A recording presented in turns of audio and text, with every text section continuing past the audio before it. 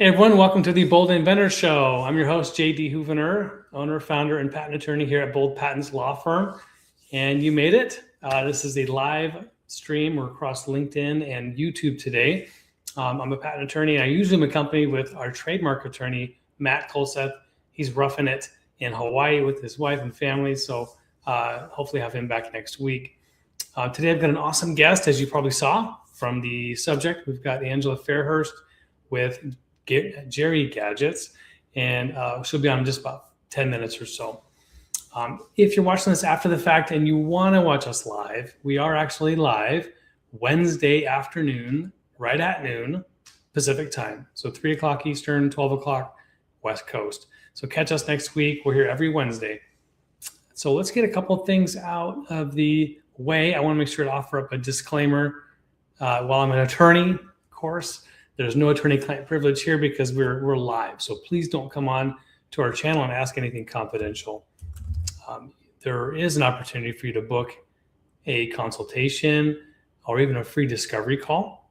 And so I'm going to put that link in here in case anyone is interested. That's our weekly live link. If you click that thing, you're going to get a cup just like this. That's the Bold Patents mug for being a viewer. We've sent a bunch of these out. Most of them survive shipping, believe it or not. So click that link, book a free discovery call, and get a free mug on me.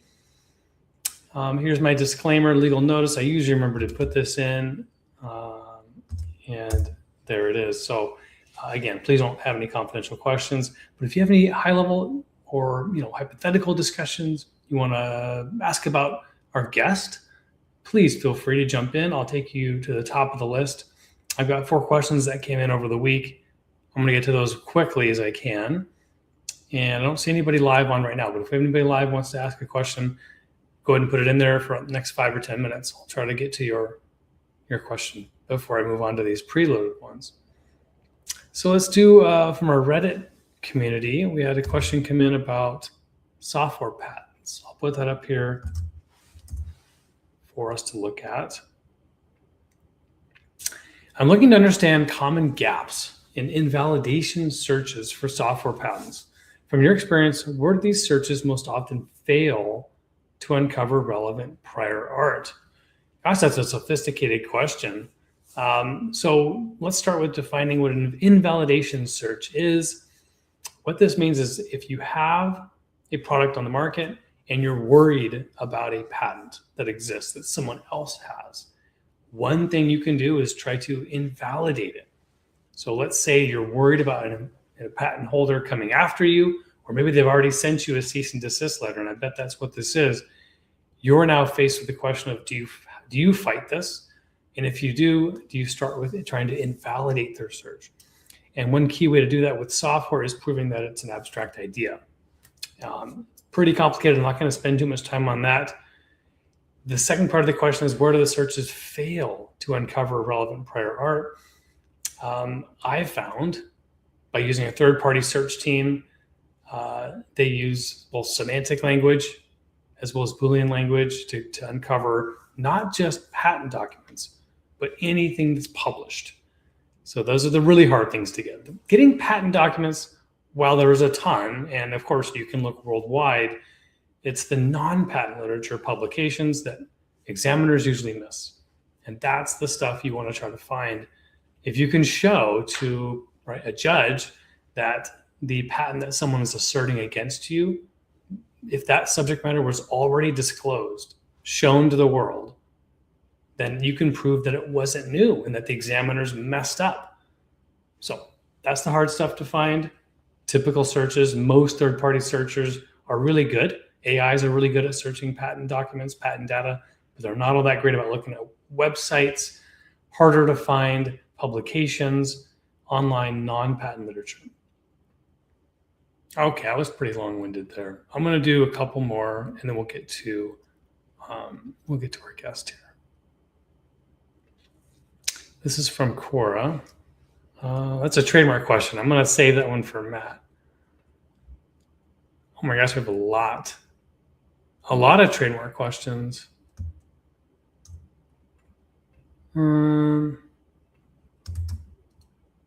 Here's an easy one. This is trademarks. I'm going to give it a shot. And then we're gonna go right to our interview because these are all trademark questions. Can anyone own the trademark of a famous music venue and the same name restaurant under two different business categories? It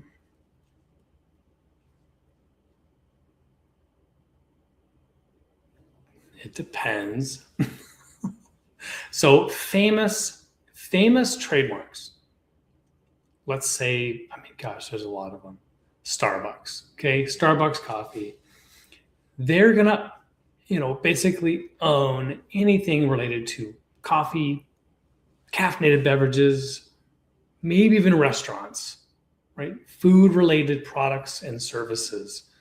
They kind of get this additional bonus brand rights because it's so well known. If you try starting doing a Starbucks donuts, that's probably too close. People will probably think, oh, this is coming from the Starbucks that we know and love, came out of Seattle, right? But something on way outside of that, let's say furniture, Starbucks furniture, that's probably registerable, right? Starbucks law firm. It's still kind of borderline cases, but when a mark becomes famous, that's when it generally will get more than one category. But for the non-famous, right, the rest of us, the non-Starbucks businesses in the world, you're really only going to get one category. For bold patents, it's legal services. And so the word bold used outside of legal services, we have no protection, no ability to go after you. So if this is a music venue and you're going for a restaurant, again, it's going to depend on that music venue itself. If it's like the Grand Ole Opry, and you're trying to open up the Grand Ole Opry restaurant, that's going to be pretty similar. And so that's the big question with trademarks is a consumer going to be confused? Are they going to be wondering if the services or the products that you're selling are coming from a different source? And if the answer is yes or maybe, rebrand. Don't start out the wrong way and have to change later. Okay, that's all I got. I'm going to bring on our guest, Angela Fairhurst. Welcome to the Bold Inventor Show. Thanks for having me, JD. Absolutely. Thanks for taking time and sharing with us what you're up to. And I heard just before we went live, you actually are up to a number of different things. And one of them is Geri-gadgets. And you did an excellent job. I didn't even tell you to put that circle R on there. So kudos to you. If Matt was here, he'd be really proud of you, designating your trademark over Geri-gadgets. So give us a little background about yourself and how you got started with Geri-gadgets. Well, it's funny because I'm a television producer by trade. That was my career. My entire career, I was in music variety television, nonfiction, docu-follow, game shows, talk shows, documentary, all TV related, entertainment. I'm born and raised in California. So here you go. I'm an LA native. So I guess Hollywood was right here. And your lighting looks great. You look phenomenal. I love your background, everything. Yeah. I went to UCLA. So actually fortunate. And I say a lot of everything is luck and timing. So I got into television because I sat on the airplane next to the producers of the Grammy Awards. I got into inventing just because there was white space. And this was prior to Geri-gadgets even, and that I just kept on thinking, how come that hasn't been done yet? How come that hasn't been done yet? And really, a little bit of talking about it gets you from A to B. I mean, really, my origin story, I'm like, my kids are young. I'm in the park in Roxbury Park. It's a Beverly Hills park. And I'm telling my friend Taryn about a product I have an idea for that was for exercise. Okay. Product. And this gentleman, my kids are playing with his kids, says to me, well, do you need some help with that? I happen to be a toy inventor. Oh my gosh.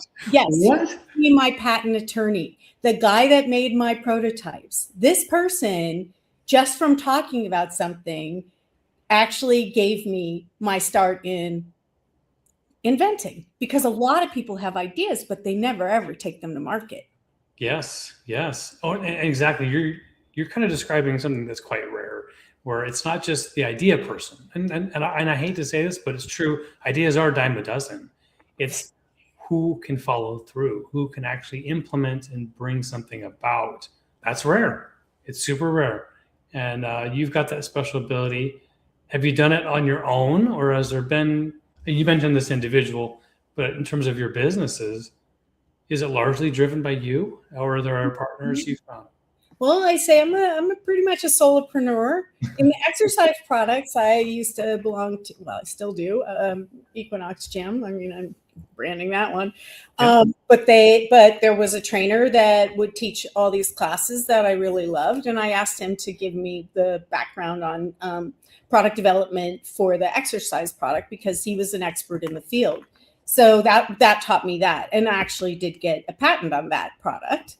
That was patent number 1. Okay, patent number 1. And did it kind of lead to Geri-gadgets? Is that kind of where you were going, or? Really, it's so funny because I mean, you say yes and no, but the truth is that gave me a background in knowing how to create a patent, trademarks, and all that stuff. So I didn't bother to take it to market at the time. I'm gonna step back for a second. I did somehow get introduced from talking about it to Damon John, Shark Tank. Yeah, I know that individual. They did license it for a 1-year period, but they were specific. They wanted it in an infomercial. Be honest. Okay. Exercise products don't really make very good infomercials because everything wants a magic wand to happen and instant results in an infomercial. In that 30 seconds, 60 seconds, or even a half hour, you want to see a transformation. Well, that transformation doesn't happen when you have to exercise. You have to work at it to get results. And the truth of the matter is that people like the quick result. Yes. You know, pain problem solved, but not having to do the work. So I left it aside, saying I'll get to it eventually, but it's also a very competitive marketplace. I have an adjunct exercise product as well that I also got a patent on. But what really happened is that my mom got dementia, and I was out to solve a problem. She was agitated, she was isolated, and I needed to calm and connect with her. Mm-hmm. It was really complicated. Yeah, it's personal, real personal. Yeah. Oh, interesting. I mean, so tell us about that. And, what were some of the early solutions that you were able to find? Well, truth is that what would happen was in 2014, my mom had already been home for 4 years, and she went into a care home community. And I was so afraid. It became not safe for her to be at home. In the world of dementia, it's a diminishing return. But so her fear and her language skills were leaving her. All of this stuff created these behaviors that are considered bad because she's agitated and because she would bite and kick or struggle to communicate. Can you imagine what it feels like to know you're losing your mind or your facilities and not being able to communicate?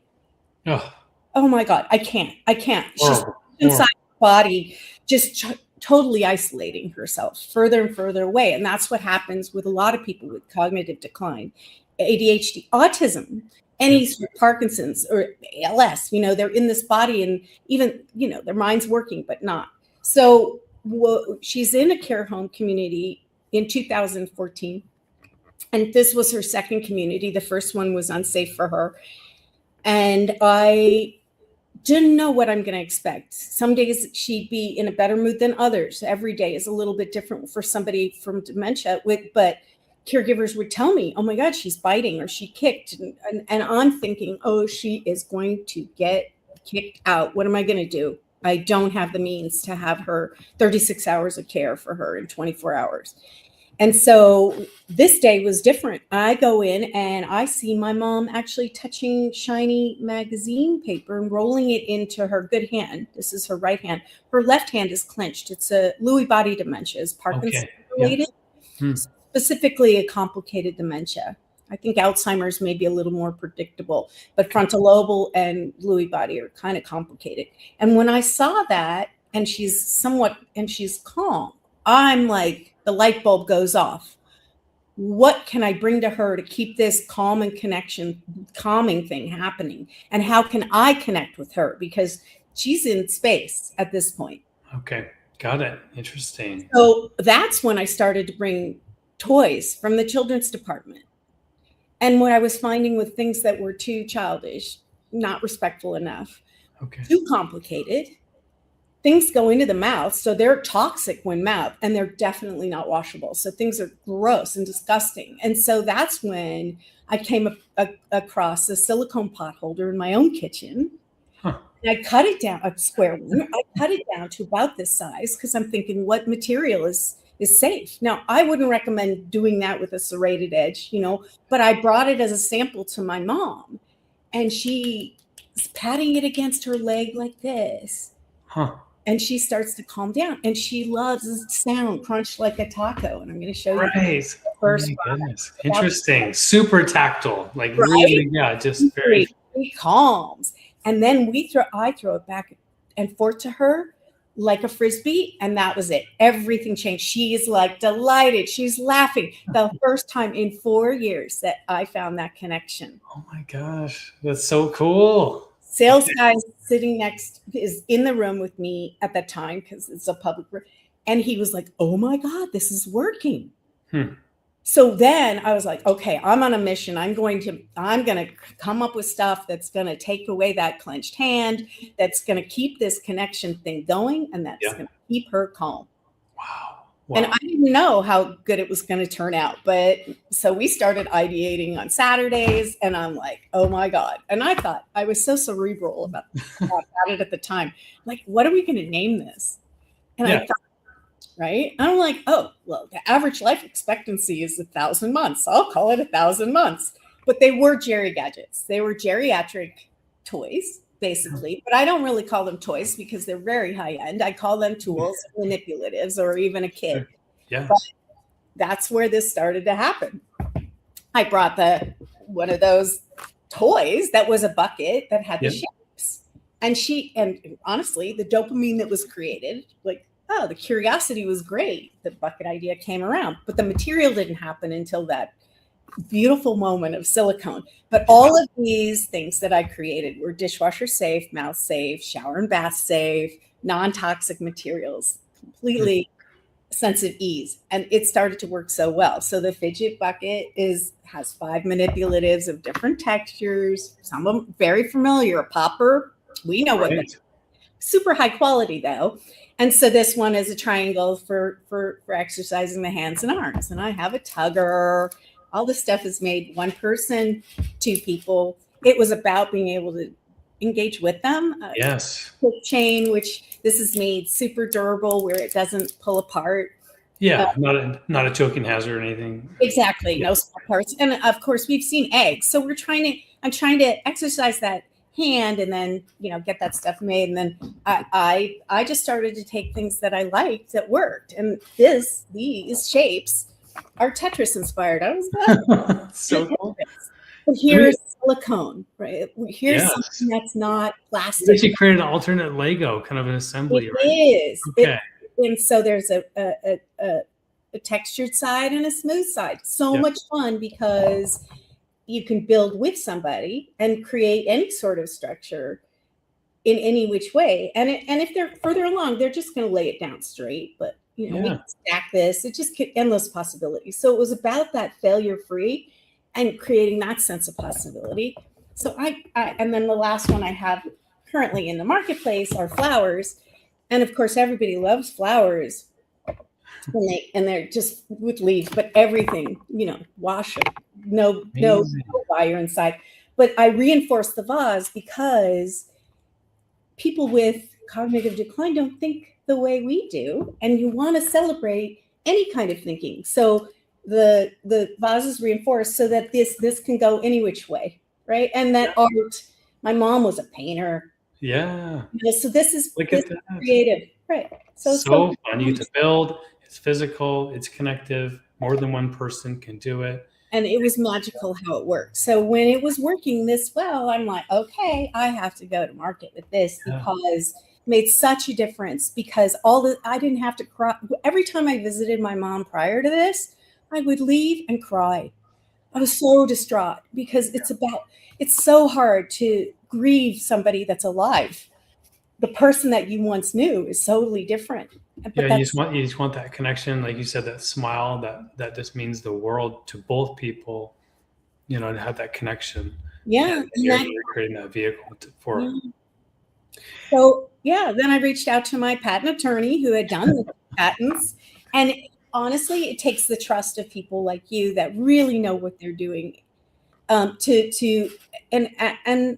he was somebody that I could always, he listened, he asked. I learned how to do market research, because it saves a lot of time and money if you do your own market research, especially now. In 2014, we didn't have ChatGPT or Gemini or any of these beautiful things. It's so much easier. But does what you're thinking of exist? How can we make something, and for me, the best things are simply innovative.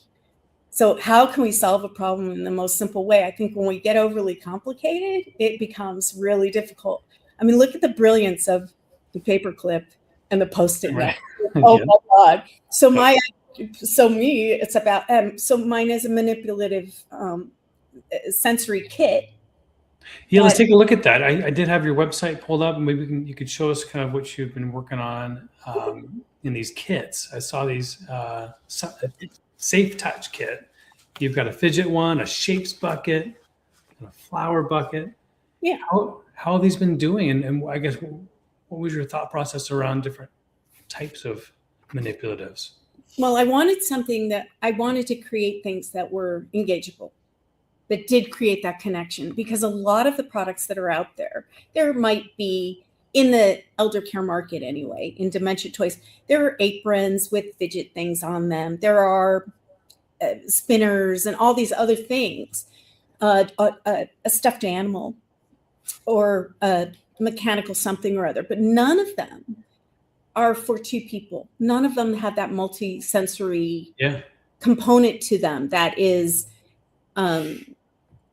it's really about that engagement and that connection, because we know in today's environment, and COVID really told us, hey, isolation makes people lose their abilities. I think you might actually be on a Shopify site versus the actual website, but that's okay. Yeah, I just over there. There we go.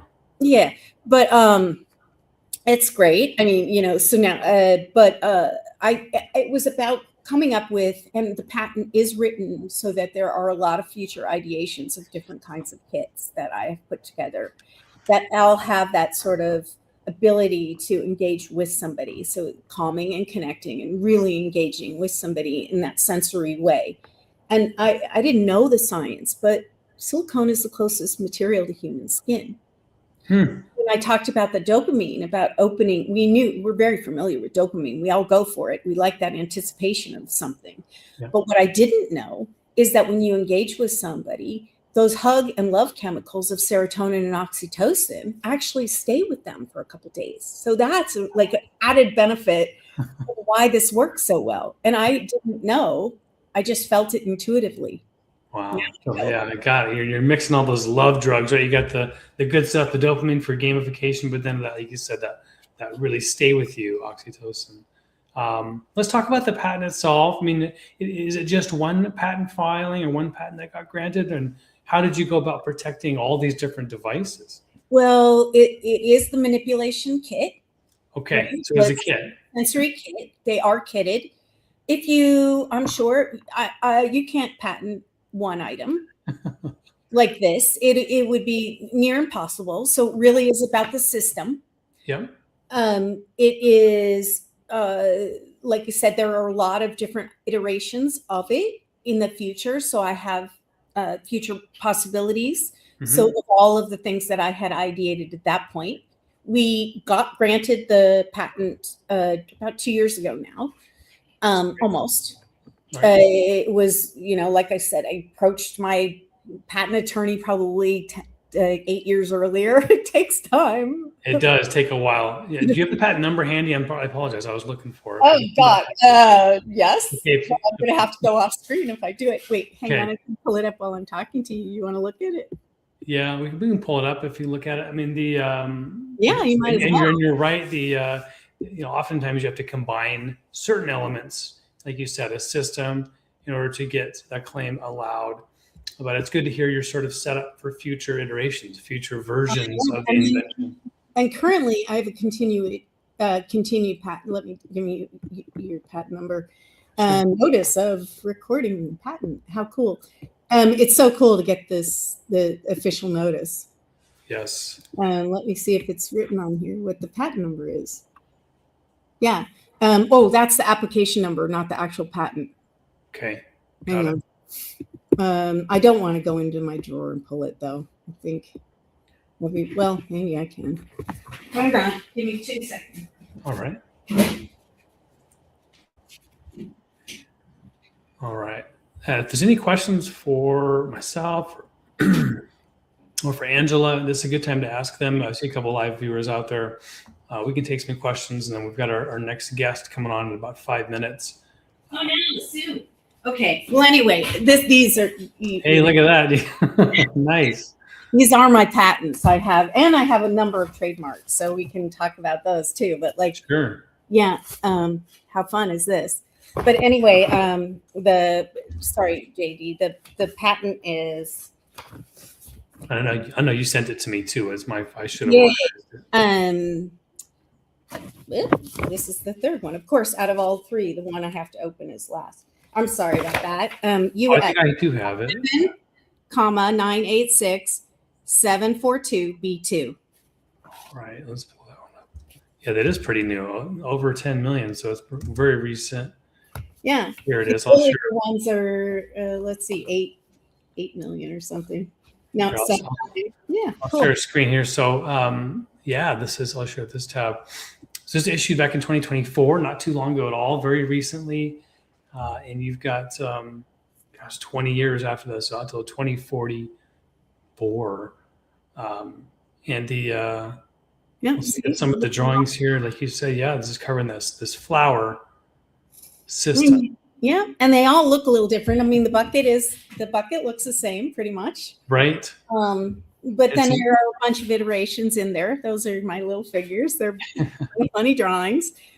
Flowers just ended up being a tulip, but that was because they were symbolic. They rise with the sun, and it was easier to manufacture the tulip than it was the flowers. Well, and what's great, and this is a utility patent, which you're not locked into one specific design with a utility, right? What you really own is the words on the written claim, and it looks like a nice, tidy paragraph.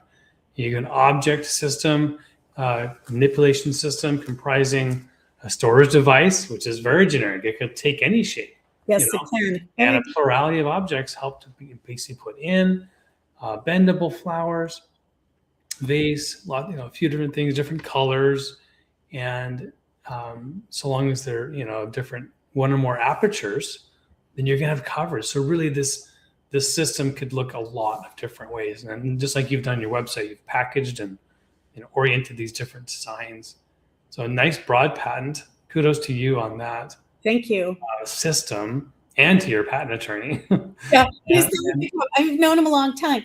Honestly, I met him if it weren't for that day in the park. But it does. I think that you're doing the right thing by having a show like this. You earn it fast. You show your knowledge, and it's a really great thing. I think that has a lot of value. Absolutely.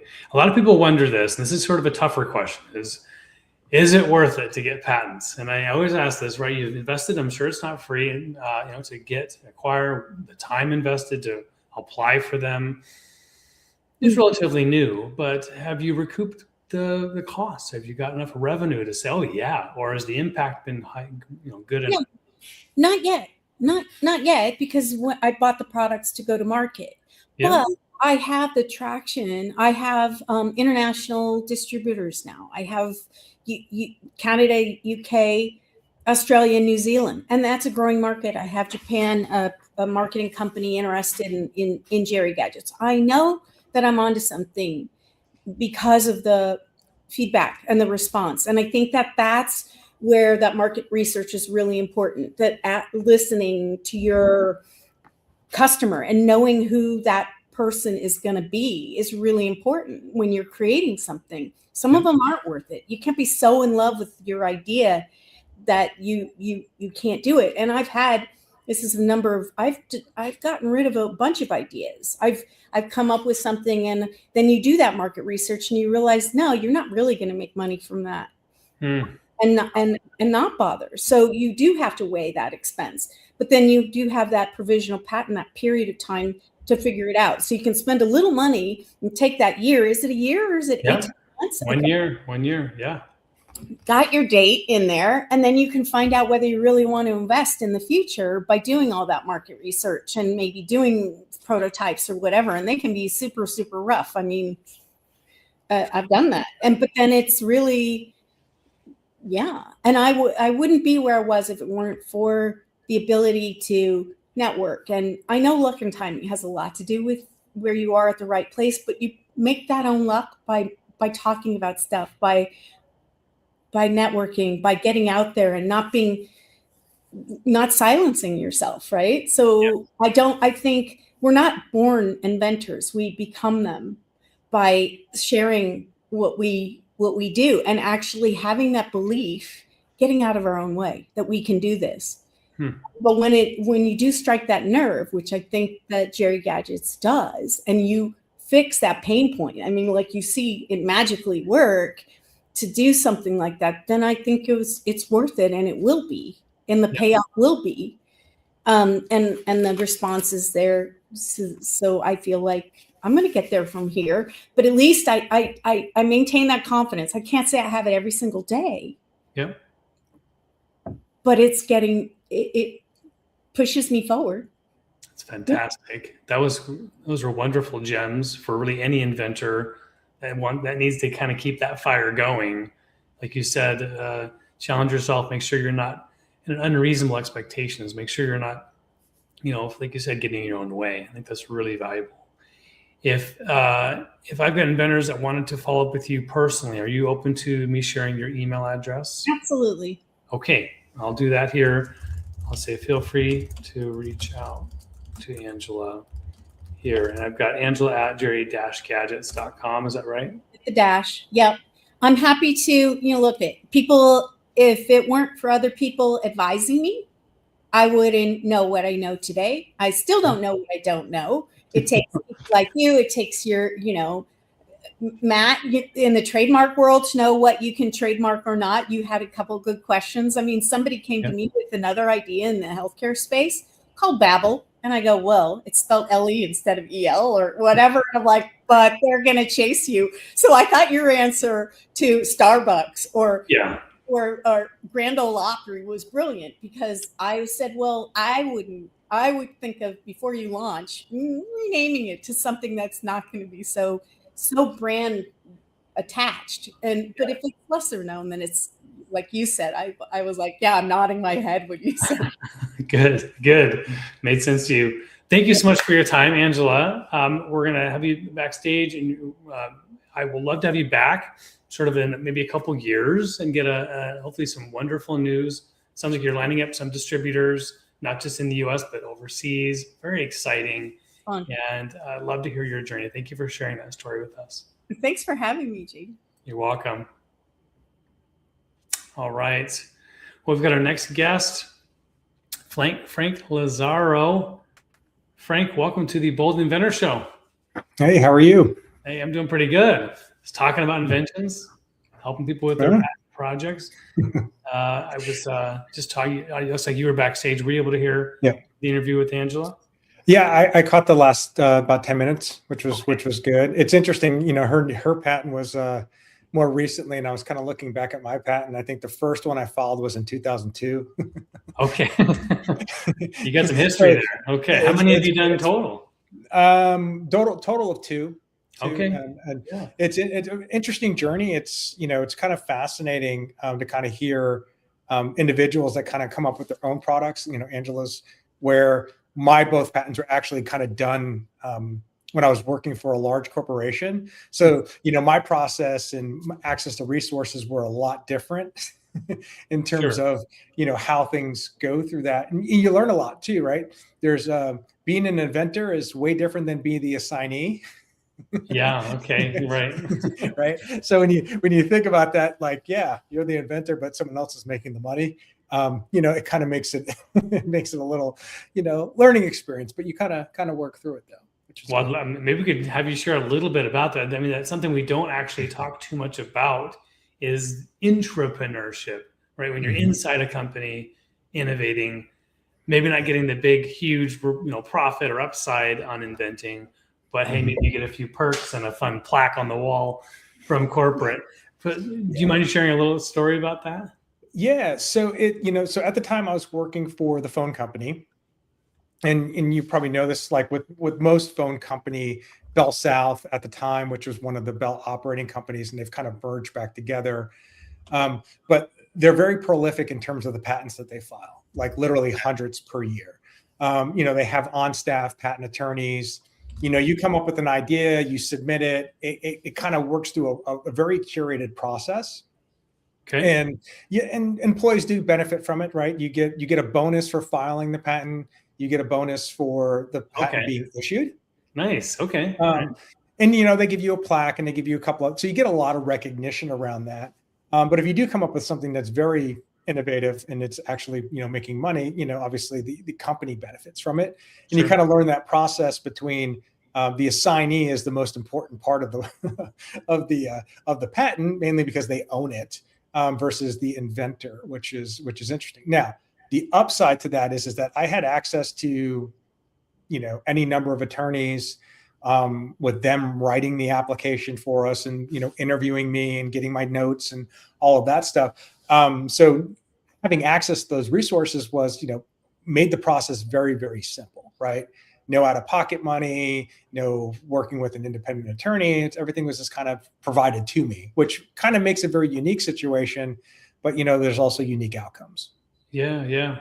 And, I know you're keeping things somewhat generic just to make sure we're not spending the whole interview on that. But were you able to benefit from the company actually building out and testing your product, kind of how Angela was talking about? Hey, you do a filing, test it, refine it, make it solid, then come back into the non-provisional and solidify those claims and alignment. Yeah. So interestingly enough, so what you find is, like with these big companies, sometimes they file those patents more for defending. Right, they're doing it to prevent so their competitors can't get exclusivity. Okay, sure. So one of our patents actually that we came up with, and again, these are kind of dated in the sense that newer technologies have kind of made them obsolete in a lot of ways. So if you go back to the early 2000s, the way mobile service plans worked is you bought minutes. I got 400 minutes. I got 800 minutes. And so typically if you would go over your allotment, what would happen is that you would pay an overage fee, right? 50 cents a minute or something, and you can have an astronomical bill. So we came up with this idea that if you get close to your threshold, that from a marketing perspective, we can sell you a bucket of minutes before you go over, right? To kind of give you to your next billing cycle. So you're not paying 50 cents a minute, you're paying 25 cents a minute. So it's almost like a 50% discount, but I'm able to kind of market it to that. And it was all what we call like overdraft protection. Think of the concept of a bank account. So it was overdraft protection for your wireless plan. That's cool. Nice. Right. And so, so it was a really cool idea, and it worked well for people that were on both postpaid accounts or prepaid accounts, et cetera. They never really implemented it, but they did go after one of their competitors who was trying to do the same thing and pretty much blocked the competition from that perspective, right? Because, they're trying to protect market share or whatever it was at the time. But it was fascinating that was the patent in itself. So, and the interesting thing was I was working in the marketing department, and that's how we came up with the idea. It's like, we get feedback from our customers that they don't like the overage fees. How could we sell them a product to kind of make a little bit more money, give them the benefit of the discount? Yeah. And someone's like, we need to come up with like overdraft protection. I'm like, that is genius. Let's map this thing out. Nice, Frank. Cool. And, yeah. Right. Well, good. And so that was neat. And then the second patent basically was killed by the smartphone. So the idea was that, having access to all new equipment all the time, we would switch phones. Like, the manufacturers would come in, and I would use a Nokia, and then I use a Motorola, and we'd go back and forth. Back in the day, there was no easy way to migrate your contact information from your phone to another phone. It's almost kind of like you had to just kind of like retype it back in. And it was very cumbersome. Sure. So we came up with this idea to be able to take any contact or series of contacts and using the wireless network. When we say wireless network, what we're really talking about is kind of like more the GSM network, not like more the data network that you see today. So basically using what we would call it the communications platform of this. And the interesting thing about that is do you know why text messages are limited to 150 characters? No. Yes. So your phone is constantly going to the cell tower to say, I am here. I am here. So that when a phone call comes in, it knows where you are and the phone call gets routed to your phone. There is a blank space at the end of that call that is exactly 150 characters. And some genius at the phone company said, hey, if we put ASCII messages or text in there, we can actually use that as the carrier to send the message along. So the whole concept of text messages was we have extra space in in the data that we're sending. Let's just put the text message there, send it up. And then when it goes to talk to your phone, it delivers the text message. We came up with a way to take your contact information and put it into that same bucket so that it can then come back down to your phone. So you could wirelessly move contact information from phone to phone without having to do something. And so it was very fascinating. And there was an IVR, so an integrated voice system you could use that was part of that. And then the iPhone and smartphones came out, and now they're using the data network. So think of LTE, 5G. That's basically just like wireless internet, basically made that obsolete because I can just use a regular data packet to send it up versus actually using the telephone. Right. So it kind of got dismissed in a way. But again, we were literally at lunch thinking that, man, this is such a pain to move my contacts every time I switch phones, and then you forget to save it to your SIM and you got to move. It was very complicated. Now it's just like, everything syncs on your phone. The smartphone is actually kind of smart in some ways. Yeah, exactly. So it was very fascinating, but that whole process and going through that process of kind of ideating on that and then really figuring out can it be unique enough? And surprisingly enough, not a lot of people were thinking of it in the way that we were. Okay. Very cool. Tell me about it a little bit. We'll take a few more minutes and then we'll let you introduce your consulting business. I want to get to that too. Tell me about the in-house counsel or lawyers. How did you interface, if at all, with any lawyers at the company or the outside law firms? Yeah, so we did have in-house counsel, and it was interesting. Is you would submit your there was a form or something that you would fill out, right? You just go into the Word, whatever, and basically explain the idea.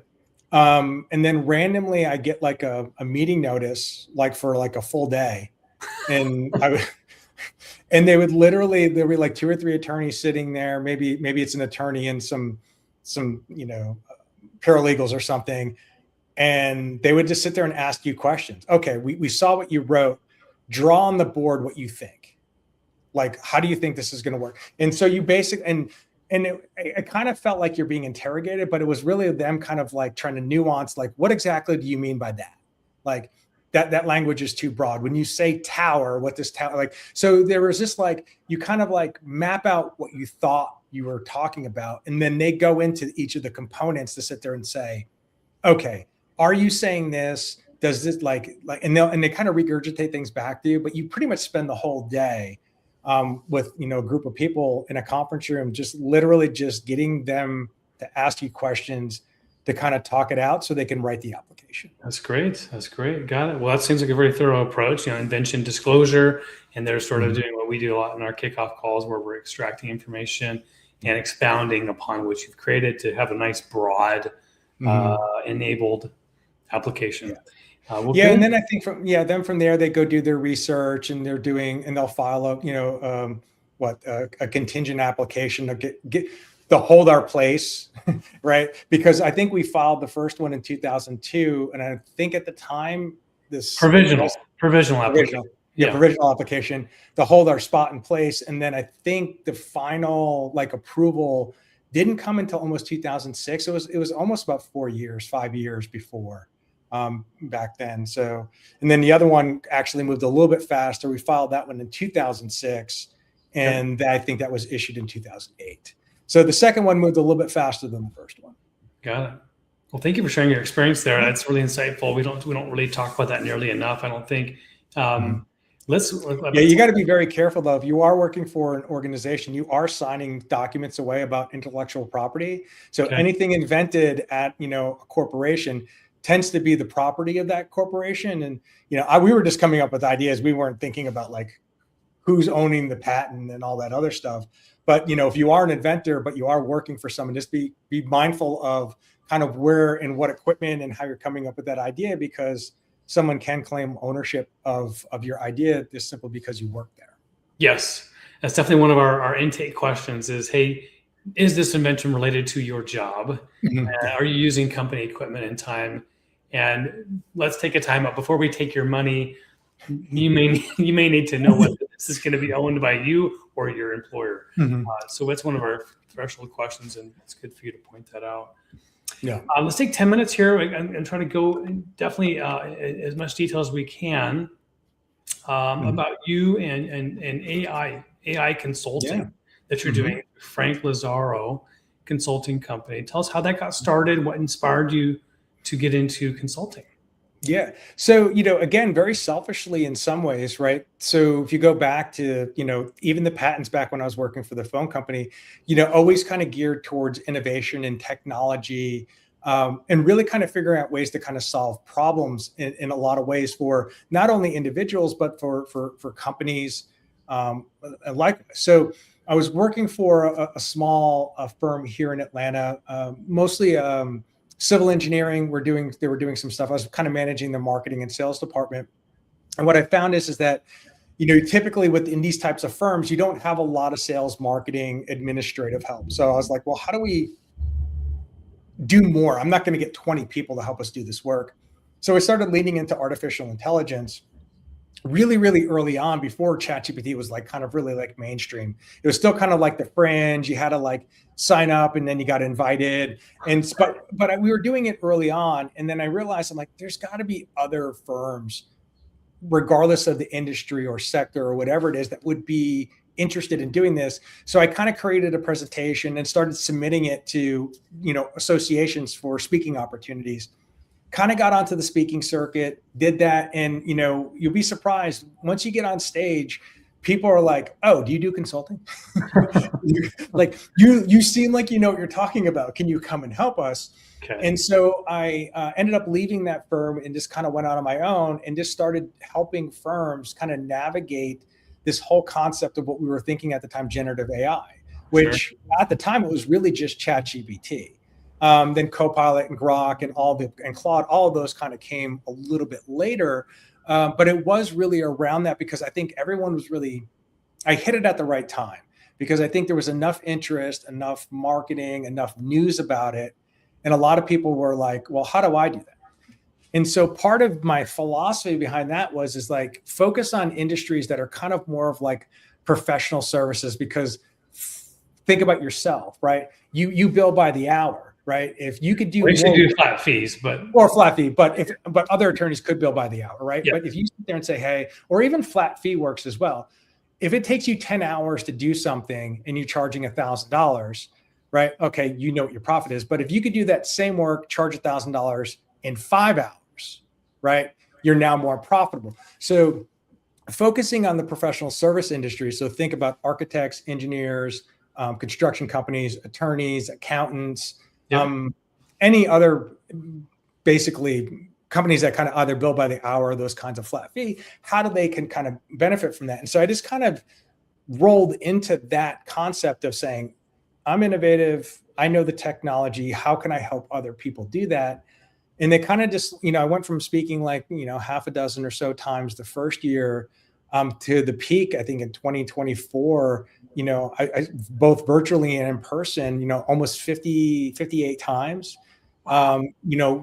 thousands of professionals throughout the year. I kind of scaled back a little bit last year because I'm like, those organizations a little bit better to speak for than others, and then kind of coupling that with a bunch of consulting to help people kind of implement those things.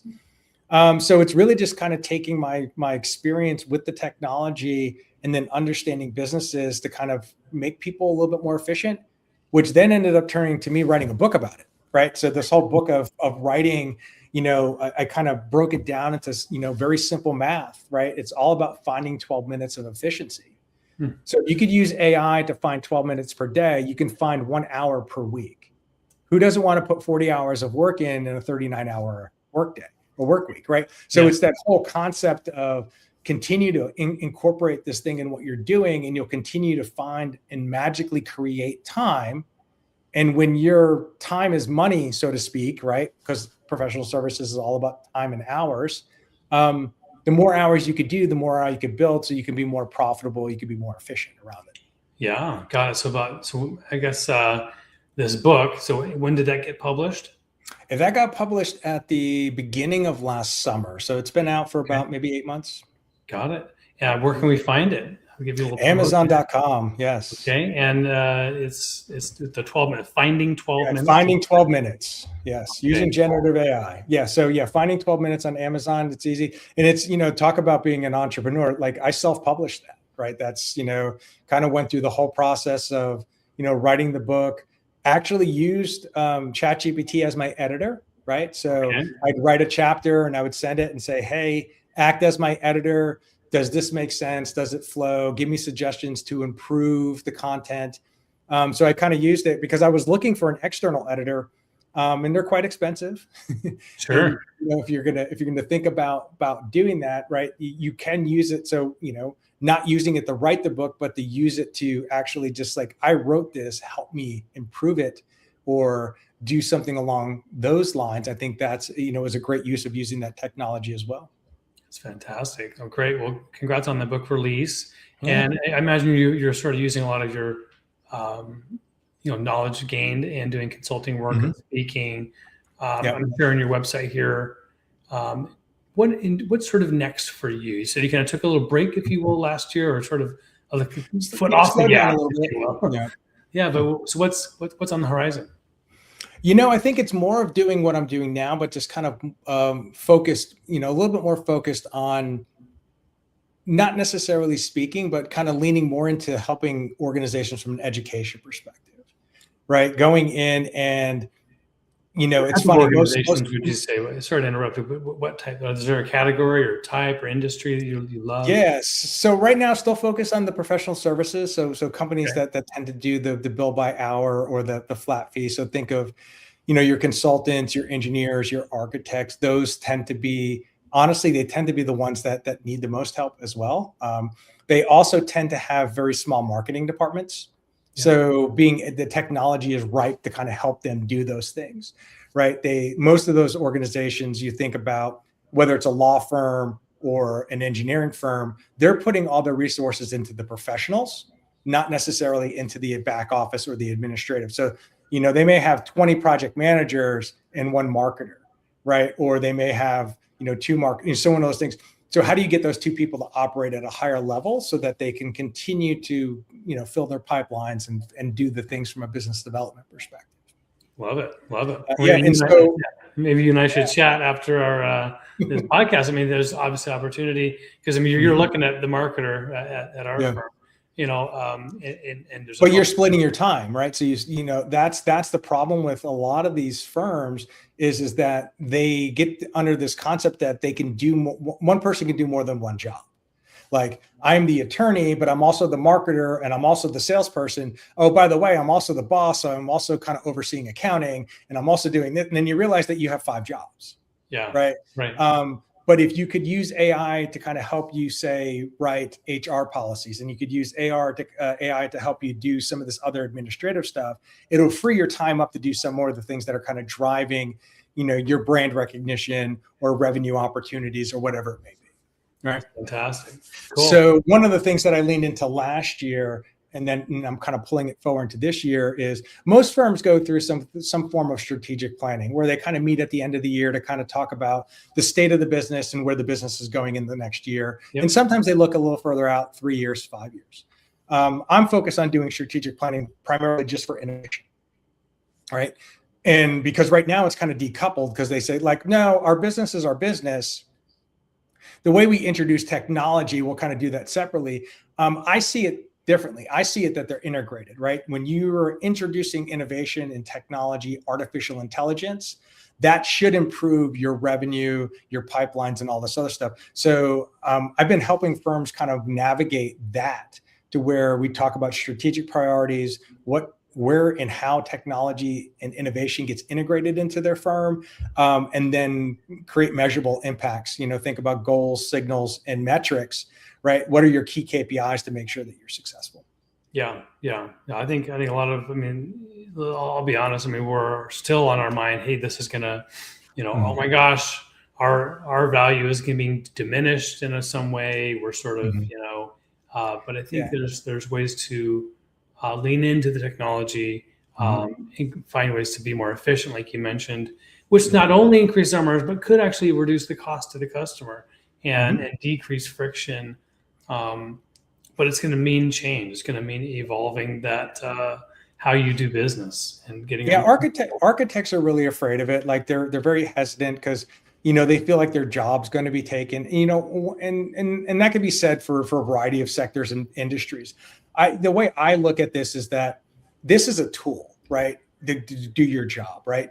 LexisNexis didn't eliminate the attorney. It just makes research for you a lot easier, right? Yeah. AI is the same exact way. If I gave you AutoCAD, JD, I can't turn around and call you an architect, right? Just because you have the tool doesn't mean. So the professional is always going to be part of this process. Now you start thinking about tying it back to this show, right? How does that now start playing an impact on innovation, right? What is patentable if you're using an AI tool for coding? And like you hear these things like vibe coding and this coding and that coding, right? So now it's just like I can innovate and create applications and tools at such a rapid pace.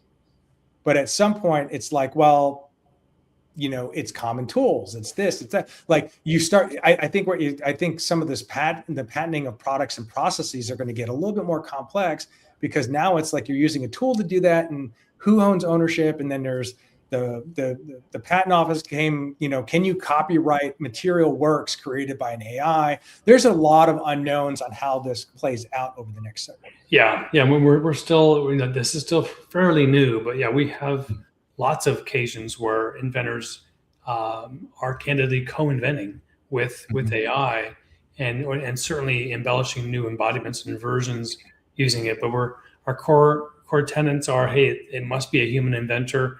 We're not going to be able to cite any AI invention.